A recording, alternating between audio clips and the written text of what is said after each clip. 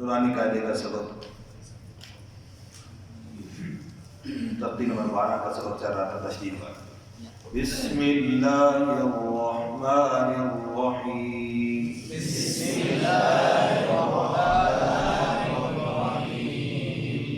जी क्या पढ़ रहे थे? पहली बात इसके अंदर ये अर्ज करूँ कि जो कल आखिर में अर्ज की थी, इस तख्ती को पढ़ने के जो फ़ायदे हैं और जिन चीज़ों की मशक होगी वो क्या है, मखरज मालूम करने का फ़ायदा और सिफत मालूम करने का फ़ायदा और उसकी मशक, और तशदीद पर ठहराव की मशक, और हरकात की अदायगी की मारूफ व मजहूल के हवाले से उसकी पहचान, उसकी मशक। ये 4 फ़ायदे इस तख्ती को पढ़ने से हासिल होते हैं। इन 4 फ़ायदों को सामने रख कर पढ़ेंगे तो ये फ़ायदे सारे हासिल होंगे। ये बाकायदा ये जो एक्सरसाइज और वर्जिश करवाते हैं, कहते कितने काम हैं हम करते हैं, अगर हम उसको नियत करके हम करें ना, नियत तो उसका वही फ़ायदा हासिल होना शुरू हो जाता है। और अगर बगैर नियत नहीं करते तो पता ही नहीं चलता, उसका फ़ायदा नहीं हासिल होता। ठीक है जी। इसी तरीके से जैसे सवाब का काम है, तो सवाब के काम में नियत करके भी, नेकी की नियत करके सवाब, तो उस पर उसको सवाब मिलेगा, है जी। एक आदमी इलाकाई रस्म समझ के उसको कर रहा है, सुन्नत समझ के कर ही नहीं, उसका लगा है।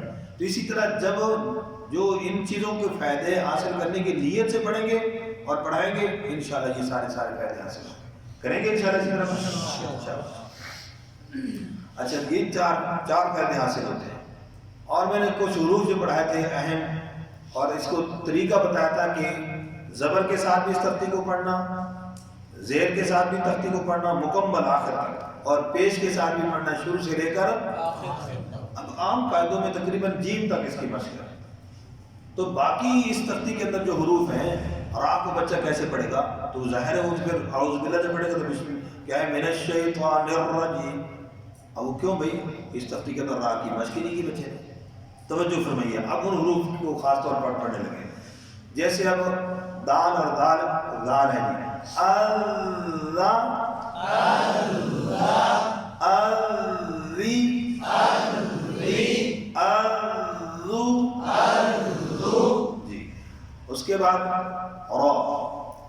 अहम हुरूफ ज़ेर के साथ पढ़ रहा हूँ जी, अब हिजा करते वक्त भी ईर में रा बारीक, क्योंकि रा के साथ हमजे को जो मिला रहे हैं ना, ज़ेर की हरकत को साकिन होने की हैसियत से नहीं बल्कि मुशद्दद होने की हैसियत से मिला रहे हैं।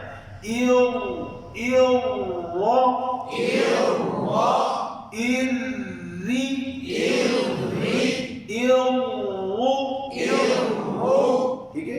अब जैसे हम पढ़ते हैं शर्री शर्री, अब यहाँ रा की साकिन होने का एतबार वरना पढ़ेंगे शौ, फिर करेंगे री, ऐसे नहीं, समझ आएगा।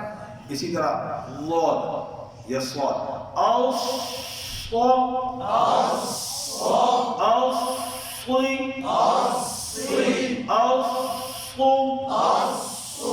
इसके अंदर एक गलती ज़ेर में पढ़ते हुए बस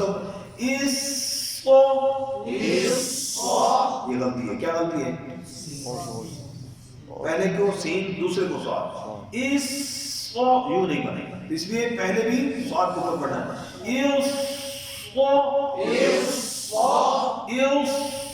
और यहाँ भी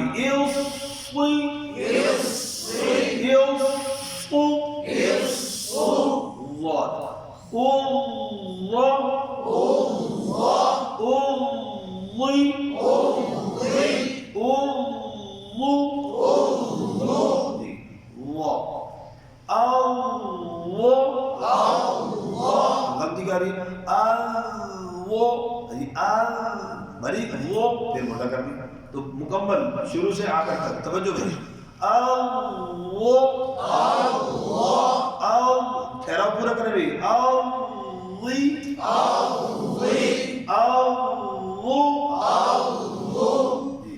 आइन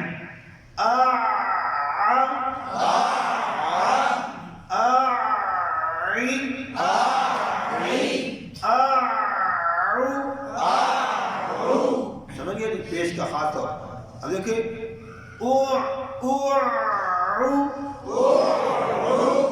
پیش پہ ہونٹ گول کیجیے گا، جیسے یدعو، اب یہاں عین کی مشق نہیں کی ہوتی. سورۃ ماعون میں بچے اکثر کیا پڑھتے ہیں، کئی جگہوں پہ یہ سننے کو موقع ملا، کیا فَذَلِكَ الَّذِي يَدُعُ الْيَتِيمَ، یدعو، اب حافظ بن جاتے یہ غلطی ہوتی ہے. میرے بھائی اس میں غلطی کی وجہ کیا ہے؟ بیس کمزور ہے، بنیاد. وہ نورانی کہتا ہے اس تختی کو پورا پڑھائیے گا بھائی، پڑھائیں گے انشاءاللہ. جی غائب جی. پھر اب اس پر توجہ دلاؤ، مخرج کا فائدہ ہو رہا ہے اس میں، مخرج معلوم ہو رہا ہے، ٹھیک ہے. اور دوسرا یہ کیا ہو رہا ہے؟ آواز صفت بھی معلوم ہو رہی ہے، چھت پر ٹھہراؤ بھی ہو رہا ہے، بولے بچوں چھت پر ٹھہراؤ بھی ہو رہا ہے، اور حرکات بھی. جی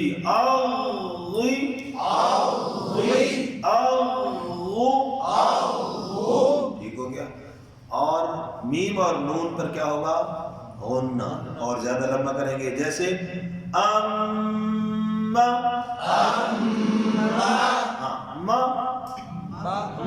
یہ م آواز نہ کر جائے، امی می نہ ہو، امی. ٹھیک ہے. اسی طرح واو اور یہاں میں غلطی کا زیادہ خدشہ کیا ہوتا ہے؟ ابا پڑھ دیتے ہیں، ابا. ٹھیک ہے. ابا ذنوہم، ابا اوی،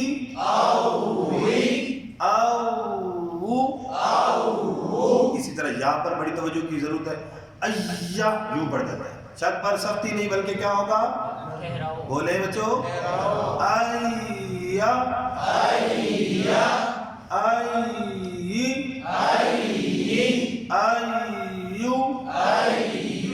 الحمدللہ مکمل ہوگی. اب آپ نے تینوں حرکات کے ساتھ، زبر کے ساتھ مکمل یا تک پڑھنی ہے، پھر زیر کے ساتھ مکمل یا تک پڑھنی ہے، پھر پیش کے ساتھ مکمل یا تک پڑھنی ہے.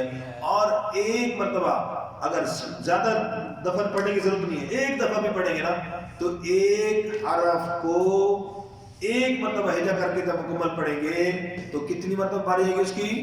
15 مرتبہ ایک حرف پڑھا جائے گا. اب 15 مرتبہ اگر حرف مخرج کے مطابق درست پڑھا جائے پھر اس کے اندر غلطی کیسے رہے گی؟